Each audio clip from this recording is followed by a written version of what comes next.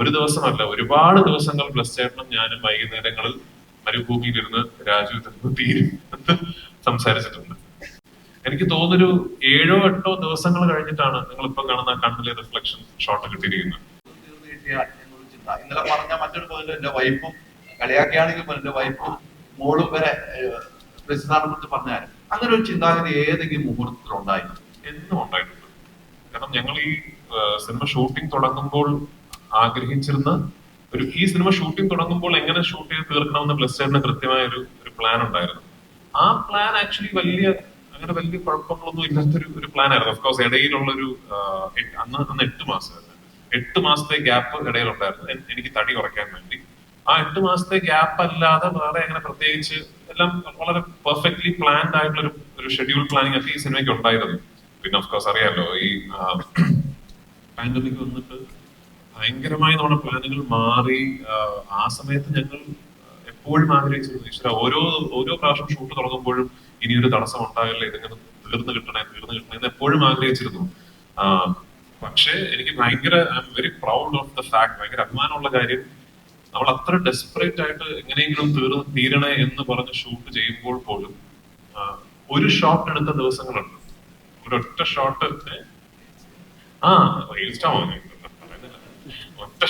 ഒറ്റ ഷോട്ട് എടുത്ത ദിവസങ്ങളുണ്ട്. അത് ബ്ലസ് ചേട്ടനും സുനിലും പോയി ക്യാമറ സെറ്റ് ചെയ്ത് മരുഭൂമിയിൽ ഒരു പെർട്ടിക്കുലർ ലൈറ്റ് കണ്ടീഷൻ വരാൻ വേണ്ടി വെയിറ്റ് ചെയ്ത് ഞാൻ മാർക്കിട്ട പൊസിഷനിൽ ചെന്നിരുന്ന് മണിക്കൂറുകളോളം വെയിറ്റ് ചെയ്ത് ഒരു ഷോട്ട് എടുത്തിട്ട് ഇനി ലൈറ്റ് പോയി ബാക്കപ്പ് ചെയ്യണം എന്ന് പറഞ്ഞ ദിവസങ്ങൾ ഇത്രയും പ്രശ്നങ്ങൾക്കിടയിലും ഉണ്ടായിട്ടുണ്ട്. അതാണ് ഞാൻ നേരത്തെ പറഞ്ഞത്, അങ്ങനെ ഒരു സിനിമയെന്ന ഒരു സംവിധായകന് പിന്നെ ഒരു ചെറിയ ഇന്നലെ ഞാൻ വരുന്ന വഴിക്ക് സംസാരിച്ച കാര്യം, ഇപ്പൊ ഈ ട്രെയിലർ കണ്ടപ്പോ എല്ലാവരും വളരെ എടുത്തു പറയുന്ന ഒരു ഷോട്ട് ഉണ്ടല്ലോ, ഒരു ഒട്ടകത്തിന്റെ കണ്ണിൽ റിഫ്ലക്ഷൻ, ഒരു മാക്രോ ലെൻസ് ഇട്ട് ഷൂട്ട് ചെയ്ത ഒരു ഷോട്ട്. സുനിലുണ്ടോ ഇവിടെ ക്യാമറമാൻ? ഇല്ല, ഓക്കെ. അത് ഒരു സീനിൽ അപ്പൊ പുസ്തകം അറിയാവുന്ന ആൾക്കാരായതുകൊണ്ട് സീനൊക്കെ, അപ്പൊ ഞാൻ ഈ മൃഗങ്ങളോട് യാത്ര പറയുന്ന ഒരു സീനുണ്ട്. അപ്പൊ ആ സീൻ ഷൂട്ട് ചെയ്തപ്പോ ഞാൻ ഒട്ടകങ്ങൾക്ക് ഭക്ഷണം ഇട്ട് കൊടുത്തിട്ട്, അപ്പൊ ആ സമയത്ത് ഒട്ടകങ്ങളൊക്കെ നമ്മൾ ഹലോ എന്നുള്ള അത്രയും നാളായല്ലോ. അപ്പൊ നമുക്കെല്ലാവർക്കും ഭയങ്കര ഇഷ്ടമുള്ളൊരു ഒട്ടകമുണ്ട്, കാണാൻ ഭംഗിയുള്ള ഒരു കക്ഷി. അപ്പൊ പുള്ളിക്കാരനെയാണ് നമ്മൾ ഈ ഷോട്ടിന് വിളിച്ച് നിർത്തിയിരിക്കുന്നത്. അപ്പോ അങ്ങനെ ഭക്ഷണം ഇട്ട് കൊടുത്തിട്ട് ഞാൻ പോവാണ് എന്ന് പറയാണ്. ഭക്ഷണം ഇട്ട് കൊടുത്തിട്ട് ഞാൻ പോവാടാ, ഇനി ഞാൻ വരില്ല, തിരിച്ചു വരില്ല എന്ന് പറഞ്ഞപ്പോ എന്റെ ഷോട്ട് എടുക്കുകയാണ് ഒട്ടകത്തിന്റെ സജഷന്. ഒട്ടകം കഴിച്ചുകൊണ്ടിരുന്ന ഒട്ടകം പെട്ടെന്ന് എണീറ്റ് എന്നെ നോക്കിയപ്പോ നമ്മൾ നോക്കി, അത് കഴിഞ്ഞ ഷോട്ട് ഉടനെ ഇദ്ദേഹമാണല്ലോ, അത് കൊള്ളാം, ഇനി ഒട്ടകത്തിന്റെ റിയാക്ഷൻ എടുക്കാന്ന് പറഞ്ഞു.